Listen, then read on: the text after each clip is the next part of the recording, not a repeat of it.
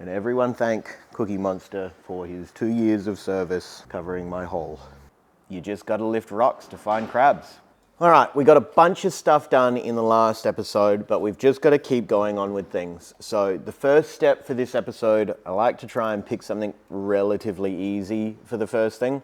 We're going to mount the radiator. Now, I've gone to my BMW dealership and bought a Series 2 radiator mount.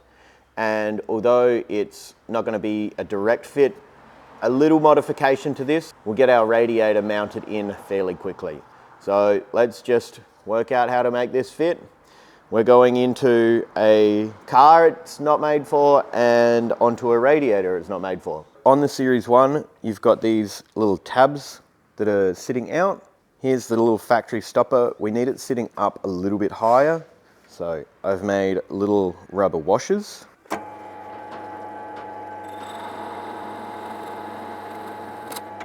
They're just going to sit right there, and then this bracket has more rubber stoppers. That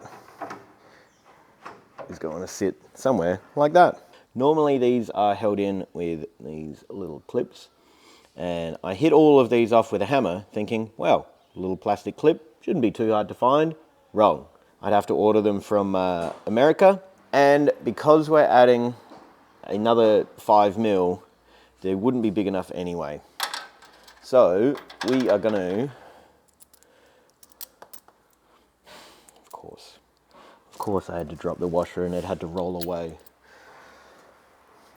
We're just going to bolt these in. So I've got a washer that fits nicely on the inside. We've got to use a cap head because we wouldn't be able to get a socket in there. And I'm going to use a Wislog nut. So these have a little serrated back just to stop them from undoing. So we don't want to do them up too tight because we are just crushing the rubber, but nipped up, bang, ready to go. And the reason why we needed to go up 5mm, just so here has a little bit more clearance over the air conditioning compressor. So that's just with it sitting in the chassis. Because this is a Series 1, it isn't exactly the same, so it doesn't sit down properly, and it doesn't have the holes drilled out for the screws. It also just has a little bit of rock in the radiator. The first thing I'm going to try and do is just clean up these corners, just so it can sit a little bit lower down. Just taking a little bit off. This is the least destructive path so far. Let's see if this works. Probably only another millimeter. I think if I just take a little bit more, maybe flatten it off on both of them, that's going to do it. Then we should just be able to drill a hole and put a coarse gauge screw through.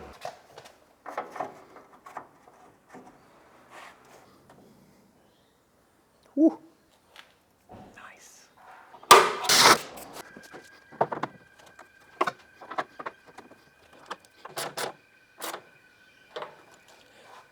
Oh yeah. It's been an hour since I got here. It's Monday morning and something went really well. Sick. That's the radiator mounted in. That's all I need to do. That's done. The next thing I think we're going to do is the brake booster and master cylinder, and we're going to need to take the air box off of the S50 for that.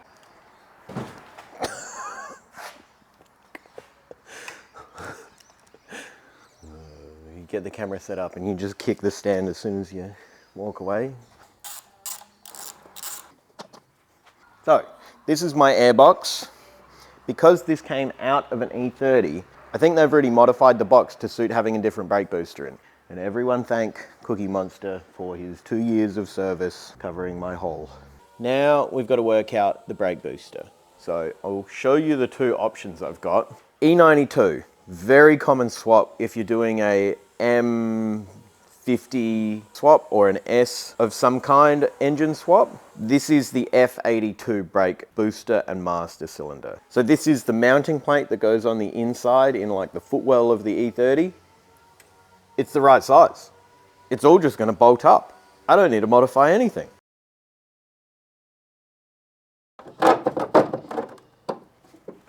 This is awkward. Awkward! Bolt the airbox back up, just so this is all nice and covered. and see if it fits. Way too easy. Something has to go wrong from here. Yeah, that doesn't fit. That is not going to fit. I've had a little bit of a think about it. I am going to see if there is any slight variation with the F82 and the E92 boosters. It looks like the master cylinder will bolt onto the other booster. Bit of a difference, but I have no idea if that means anything. They're different. The F82 M3 does not bolt into the E92. This outside diameter is bigger. M3 brake booster, I've taken the master cylinder off and it is really close. I've measured from the firewall to the end on both of them, nominal distance. They're basically the same.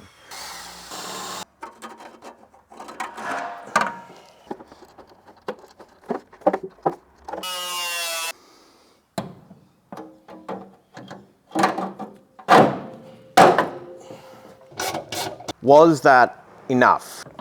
That is so close. We're still hitting.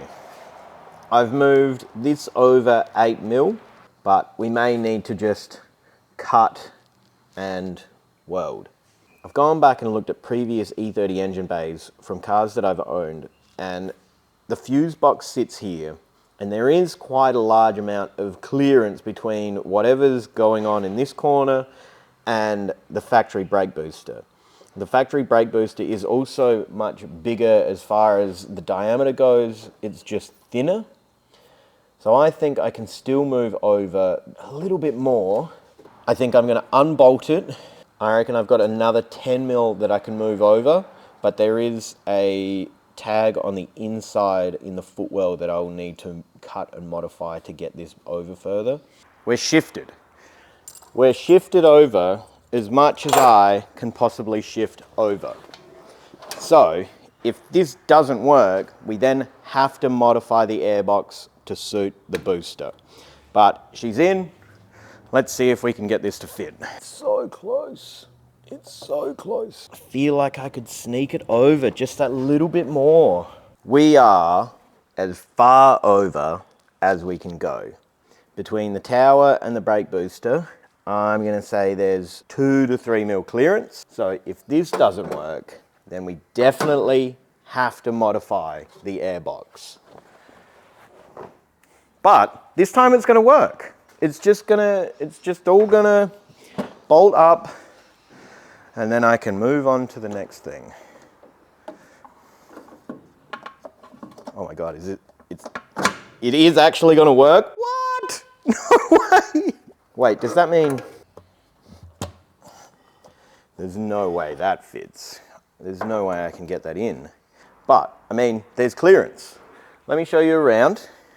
See all of the spacious room that we have inside this engine bay. I'm going to get a torch.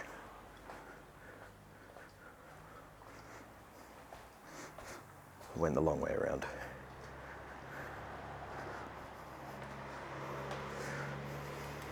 So, here we have the clearance for the vacuum line, that just fits. And then here, we have the clearance in between the pillar, I'm going to see, and the brake booster. Just an abundance of room, really. The master cylinder will fit in, but I don't think it's going to fit in with this reservoir. I mean, let's see if the E92 one fits on to here. No, this isn't going to work. Right. I've spent a day and a half looking at things, working out how I'm going to do it. This reservoir will not fit in with the intake boot. I can't afford to go a carbon box yet, so I've got to make this work with everything else. I am going to need to shave a little bit off of my master cylinder just so it will fit in and not rub against the intake boot, otherwise that'll just wear through it. And I am going to have to do a remote mount reservoir. In a normal E30, this holds the relay box. It is now going to hold the reservoir. Now, to get this to work and make it look nice and neat, The reservoir has to be above the cylinder, and to get that to work, I'm going to get one of these fittings and I need to make it fit into the factory grommet. So we still keep these in the cylinder. I've taken the measurements off of the reservoir, drawn them up, and I have to machine this -8 AN fitting down to these dimensions so they locate into the reservoir. So we'll have these two sitting side by side. I am then going to need to make a retaining plate that slides over, goes down, and then still keeps the retaining pin that is attached to the master cylinder. Now that I've information dumped on you, first step we've got to do is just clean up the master cylinder. I don't know if there is an existing hole or cast hole in this lug. I'm going to cut off what I need. If at any point I see a hole, I am then going to have to kind of flatten this off, drill it and tap it to plug it, because I don't want to weld it, which would then maybe change the bore size or the bore diameter, and then it would just not work at all. So cut it, try not to get too much heat into it, and hope that we don't hit a hole straight down. I don't think that's enough, but let's try. It's better, but it still needs more. I'm going to call one of my mates who's a bit of a braking expert and ask if the casts are hollow, and then just maybe cut that whole lug off. No one knows, so let's just do it and find out. Definitely solid. We are good. This is going to clear. And we could even cut a little bit more off, but we'll do that later when we know we need to. It's close, but there is clearance. Machine these little bits, which means we're going to go to Solid Engineering. I've already organized to use their lathe. Let's go there. All right, well, I'm here at Solid, and I was a little concerned that I would rock up here and they would go, why are you doing it that way? Here's a better way. And well, here's the better way. And it's actually going to cost like less, which is real disappointing. They're already 3D printing the blanks to make sure that it all fits inside the grommets. Here's some footage of that. And then later on today, once they know it's going to fit, they're just going to machine this part out of billet aluminium. It'll fit straight in, factory pin. God damn it, I should have come here first. Like, I rocked up, the guy drew this in like 30 seconds and was like, well, why don't we just do this? Then had this 5 minutes later. That's it. I'm coming here for all of my problems. It's basically done. But before I show you, this is one of those times where someone warned me, said, mount everything, then buy the hose fittings. And I rushed into it and spent heaps on hose fittings, and they weren't really the right ones. So mount everything, work out how long a hose you need, and then buy the hose fitting. I lifted a bunch of rocks, I found a bunch of crabs, and they all bit me. I won't do that again. I'll make sure I know which fittings I need and be more purposeful with my time and my money. And you should too. With that out of the way, come in, take a look, because it looks amazing. I wanted to swear there, but I didn't. Anyone with kids? That's for you. We've got the reservoir. I am going to make a different adapter plate for this. I didn't have time in this episode.